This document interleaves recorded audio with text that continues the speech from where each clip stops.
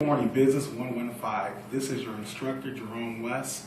Welcome to the second week of Introduction to Computers. As I promised, this week's devotional will be a little bit innovative versus the original way of typing a discussion board out. Well, here it is. I'm doing a video. This week's topic for our devotional is the reality for many believers.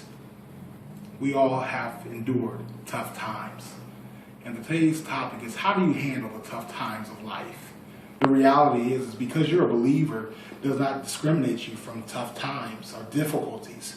Because you're a believer, tough times does not care your social economic status, your ethnicity, your race, or your denominational background. Tough times are the reality of any individual. Nevertheless, we find hope through Scripture.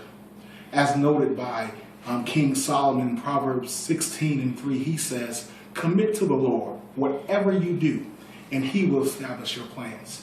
Let's take a moment and look at that passage. Commit to the Lord whatever you do. Many of you are in college, you're in ministry, you're maintaining a family and a full-time job, and you're trying to find balance. And it takes perseverance to find that balance. But nevertheless, in order to find that balance, you have to have perseverance and give everything you do to God. And in doing so, he will establish and maximize his will for your life. That's the first point.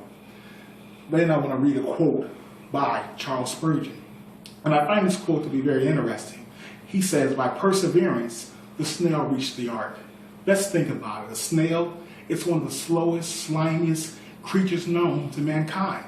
But nevertheless, it found perseverance amongst all the animals that were trying to get on the ark. It made it, and that's why we have them today. The second point that I want to talk about comes from Proverbs 16:9. It says, "In their hearts, humans plans their course, but the Lord establishes their steps." Many of you have plans to go and get further education and become great businessmen and have great ministry.